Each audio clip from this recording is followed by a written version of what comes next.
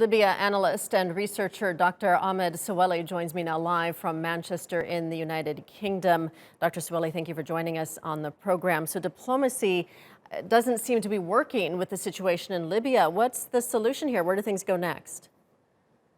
Thank you, Rachel. I mean, this question has been asked for the past 5 years. Diplomacy has never worked in Libya because of one man, namely Khalifa Haftar, who has made it clear from 2014 that he wishes to be dictator of Libya. He has been supported by the United Arab Emirates and France from day one in that goal. We've had many meetings, and by the way, just looking at Ghassan Salama, the United Nations Special Envoy to Libya, he has been very much part of the failure of diplomacy in Libya, and many Libyans on the ground are very surprised that he's still in post. He has called for meeting after meeting. The meetings have happened, and yet every time a meeting on diplomacy or economic negotiations or military negotiations occurs, Khalifa Haftar will immediately start bombing Tripoli and parts of Libya again and again and again, without any condemnation from anyone. So the reason behind the failure of diplomacy is this so-called international community in the form of the United Nations, as well as the European Union, which has now changed track and seems to be supporting Khalifa Haftar more, which I think is very dangerous because they are bringing Europe more and more into a Med-wide war. Right, as you just said there, the international community really can't seem to commit to trying to solve this crisis in Libya. We just heard from Turkey's president a few minutes ago pledging Turkey's support to the legitimate government in Libya.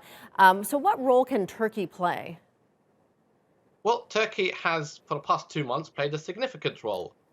Let's talk about the people in Libya who are being bombed every day in Tripoli.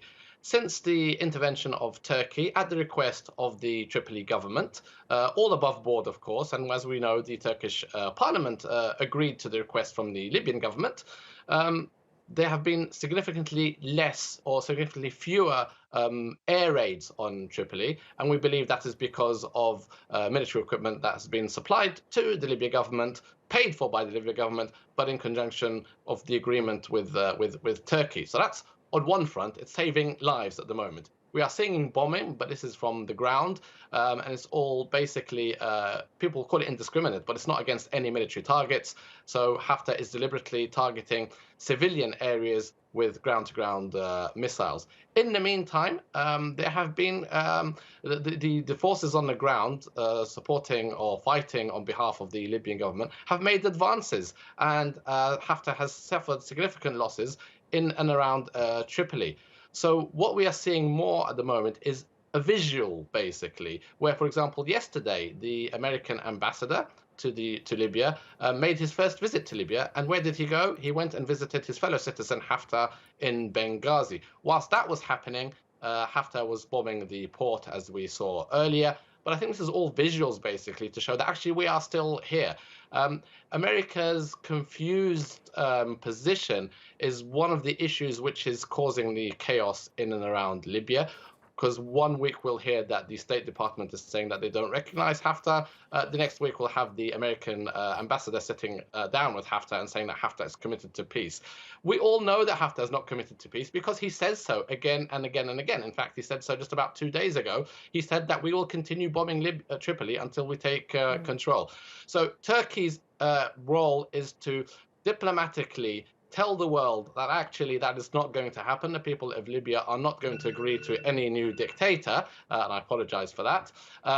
And it's continuing to support the legitimate government. And I think Europe has to take a stronger position in actually falling behind Turkey. Okay, we're going to leave it there. Thank you for some great analysis, Dr. Ahmed Sewehli, live from Manchester in the United Kingdom.